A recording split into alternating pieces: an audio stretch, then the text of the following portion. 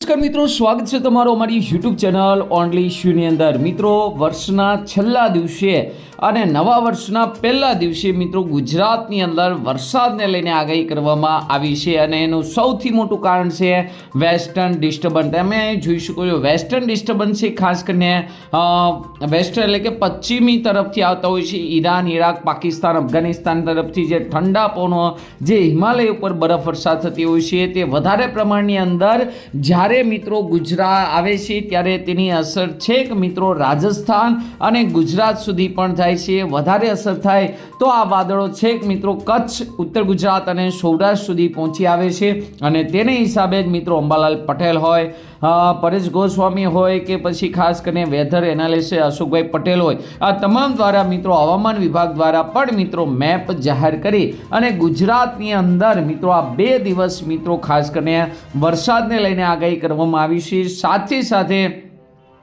આ વેસ્ટર્ન ડિસ્ટર્બન્સને કારણે હવે જોરદાર વેસ્ટર્ન ડિસ્ટર્બન્સ આવી રહ્યા છે, તો તેને લઈને ઠંડીનું પ્રમાણ પણ વધવાનું છે અને સાથે સાથે વાતાવરણની અંદર પલટો પણ આવવાનો છે. તો આજના વિડીયોની અંદર મિત્રો આપણે વાત કરવાના છીએ કે હવામાન વિભાગે ગુજરાતની અંદર મિત્રો કયા કયા દિવસે અને મિત્રો કયા કયા જિલ્લાની અંદર વરસાદની આગાહી કરેલી છે અને કેવી આગાહી કરેલી છે તેને લઈને જ મિત્રો આજના વિડીયોમાં આપણે વાત કરવાના છીએ. તો આ વિડીયોને અંત સુધી જોજો. તેમજ અમારી યુટ્યુબ ચેનલ ઓનલી ઇશ્યુ પર આપ નવા હો તો ચેનલને સબસ્ક્રાઇબ કરી દેજો, તેમજ મિત્રો આ વિડીયોને લાઇક કરી દેજો. તમે જોઈ શકો છો જે તમે વાત કરી રહ્યા છીએ તમને બતાવવા જઈ રહ્યા છીએ. પહેલાં મેપ જોઈ લઈએ, ત્યારબાદ મિત્રો આપણે લાઈવ જોઈશું. તો 31 તારીખનો મેપ છે જેની અંદર કચ્છ, બનાસકાંઠા, પાટણ, મોરબી, જામનગર અને દ્વારકાની અંદર છૂટાછવાયા સ્થળોએ હળવો વરસાદ પડશે. મિત્રો આ આગાહી છે ગુજરાત હવામાન વિભાગની અને તમે જોઈ શકો છો વેસ્ટર્ન ડિસ્ટર્બન્સ છે એટલે કે તેની અસર સીધી જ મિત્રો કચ્છ, બનાસકાંઠા, પાટણ, મોરબી, જામનગર અને દેવભૂમિ દ્વારકામાં થશે. પરંતુ મિત્રો અહીંયા તમે મેપની અંદર જોશો તો ખાસ કરીને ઉત્તર ગુજરાત, મધ્ય ગુજરાત અને સૌરાષ્ટ્રના મોટા ભાગના જિલ્લાની અંદર વરસાદને લઈને આગાહી કરવામાં આવી છે. તેની હવે મિત્રો આપણે વાત કરી લઈએ.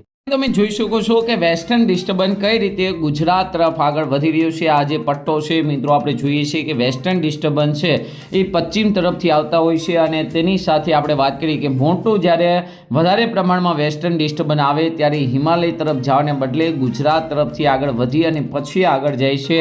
તો અહીં 31 તારીખની મેપ પ્રમાણે તમે જોઈ શકો છો આ વેસ્ટર્ન ડિસ્ટર્બન્સ છે વહેલી સવારે જ કચ્છની અંદર મિત્રો ખાસ કરીને તેની અસર કરી શકે છે, જ્યારે સૌરાષ્ટ્રની અંદર ગાઢ ધુમ્મસ છે એ જોવા મળવાનો છે. અહીં તમે જોઈ શકો બપોર પછી ધીમે ધીમે તેની વધારે અસર અહીંયા તમે જોઈ શકો કચ્છની અંદર વધારે અસર જોવા મળવાની છે.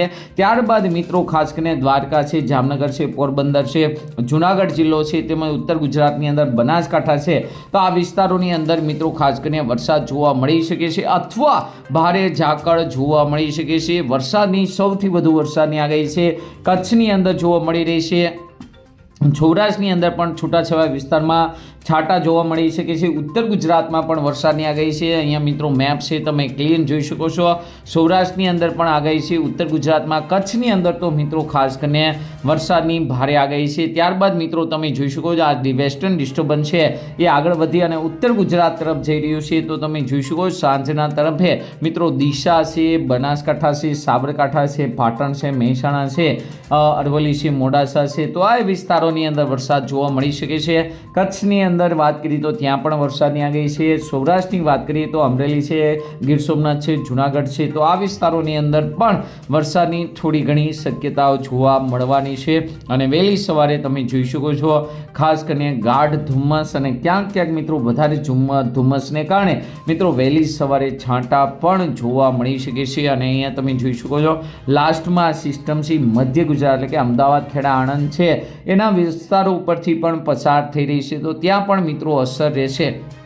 એટલે કે ગુજરાતમાં આ વર્ષના છેલ્લા દિવસે અને નવા વર્ષના શરૂઆતની અંદર પણ મિત્રો વરસાદ જોવા મળી રહ્યો છે. અને ત્યારબાદ મિત્રો જોઈ શકો છો કોઈ વેસ્ટર્ન ડિસ્ટર્બન્સ નથી.